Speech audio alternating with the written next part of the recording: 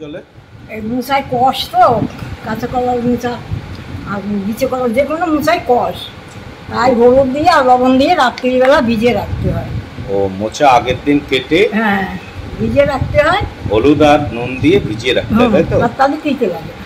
ও তিতো ভাবটা থাকবে না আর কষটাও থাকবে না, একটু নুন দিতে হবে। নুন দিয়ে আর হলুদ দিয়ে সারা রাত ভিজানো থাকবে, কালকে রান্না হবে। সারা রাত ভিজানো থাকবে, কালকে রান্না হবে, তাই তো?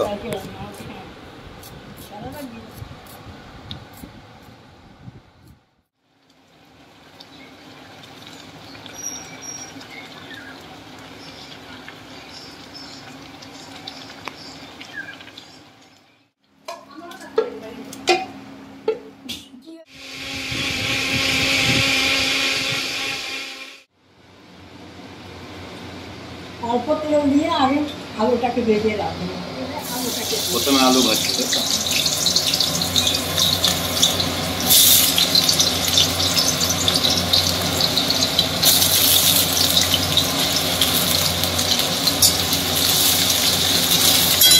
আলু লাল লাল করে ভাজবে, তাই তো?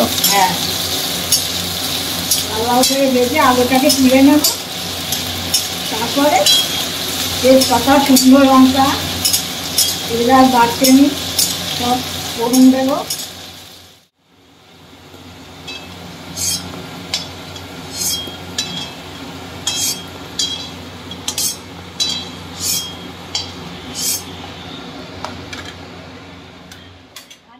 শুকনো লঙ্কা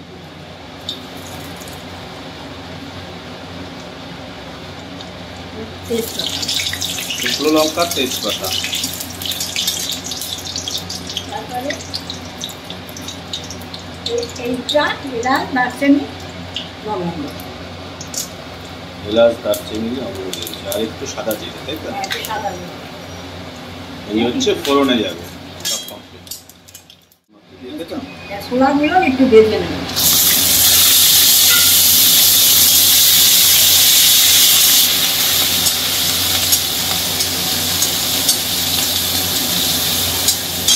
এবারে ছোলার ভিতরে মশলাটা দিয়ে দেবো। ছোলা দিয়ে মশলা দিয়ে খুব বেশি সময় ছোলাগুলো দিয়ে 3-4 বার 5 বার নাড়ানোর পরে এই যে পেস্টটা দিয়ে দিল। পেস্টটার মধ্যে রয়েছে হচ্ছে আদা, জিরে আর কাঁচা লঙ্কা। এবার টমেটো কুচি দিয়ে দিলে হবে, তাই তো?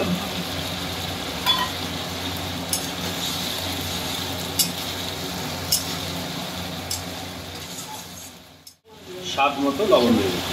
যেহেতু লবণ জলে ভিজানো ছিল, অল্প লবণ, যেহেতু লবণ জলে ভিজানো ছিল সেজন্য অল্প লবণ দিয়ে।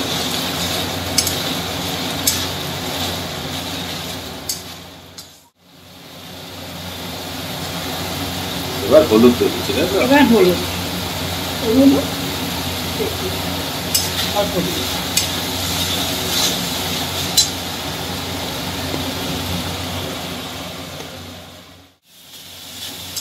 মশলাটা মোটামুটি হয়ে এসছে। এবার হচ্ছে এর মধ্যে মোচা দিয়ে দেবে, তাই তো? এর মধ্যে মোচা দিয়ে আবার কষাবো। মোচা দিয়ে কষাবে।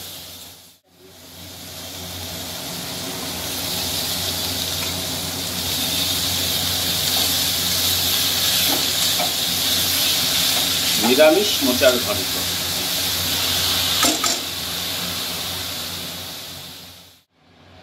অল্প মিষ্টি দিয়ে দিলাম, চিনি অল্প পরিমাণে চিনি দিয়ে দেওয়া হলো।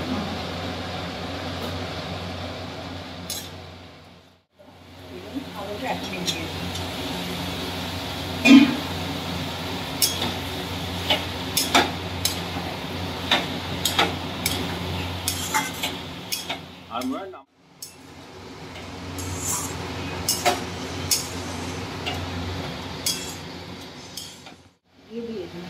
মানে নামানোর আগে একটু ঘি দিয়ে দেবে, তাই তো?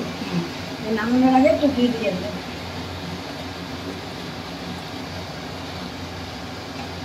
ঘি দিয়ে নাড়াচাড়া করে তারপরে নামাবে, তাই তো? হ্যাঁ